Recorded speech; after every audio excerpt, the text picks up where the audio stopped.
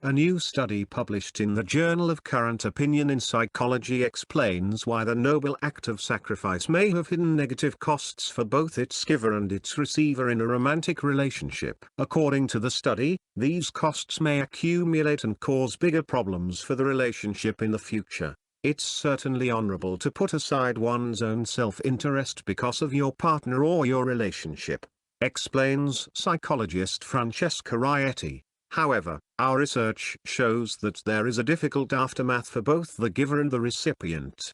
Rietti's research assessed sacrifice in relationships from 4 different aspects by analyzing the results of more than 80 previous studies. These aspects were: willingness to sacrifice, the act of sacrifice, satisfaction with sacrifice, costs of sacrifice. The researchers found relationship sacrifice to be an exceptionally costly prosocial behavior. The giver experiences lower well-being after sacrificing and the recipient starts having mixed feelings about the sacrifice and the partner, explains Rietti. On the one hand, the receiver feels grateful, loved, and accepted, but they also feel guilty and in debt. And we know that having mixed feelings is not good for relationships. Sacrifice works differently compared to other prosocial behaviors in that it involves giving up one's own preferences or goals for others. When people engage in other prosocial behaviors, they usually don't need to give up something that they would rather do or have.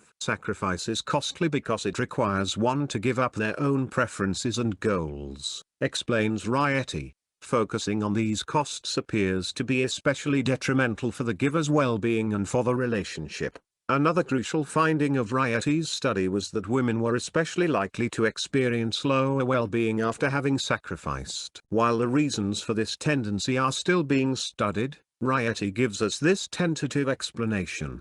We think that it may be that women may sacrifice more in their relationship and that, because of gender roles, they are also expected to sacrifice more and they do not receive as much appreciation and validation as men for their sacrifices, she explains. In sum, they may especially experience the costs and very little of the benefits. Article continues after advertisement. All things considered, Rietti warns that viewing sacrifice as an inherently negative or positive behavior may not be useful because, in most relationships, sacrifices are inevitable.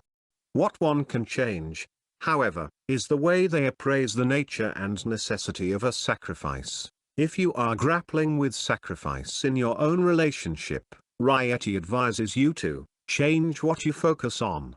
If you focus on what you have lost after a sacrifice, you are more likely to experience lower personal well-being and relationship satisfaction. Therefore, Rietti encourages you to look at the bright side of the sacrifice. For example, looking at how happy the partner is or what they can learn from this experience, or feeling proud of being such a generous person. Reconsider the need to sacrifice. Sometimes sacrifices are necessary to maintain a relationship. However, there are times when they can be avoided through contingency plans and a little bit of adjustment. To explain this, Rietti gives the example of moving due to a partner's career opportunity or a partner wanting to spend a weekend with their parents. In the first case, either they sacrifice their career opportunity or their partner moves with them. In the second case, sacrifice is not necessary. If one partner wants to spend the weekend with their parents and the other doesn't, they can simply decide to spend the weekend separately while preserving their relationship and saving stress for both of them. Ultimately, couples need to navigate these situations and decide when it is necessary that one of them sacrifices and when it is possible for each of them to pursue their preferences independently while remaining joyful afterward.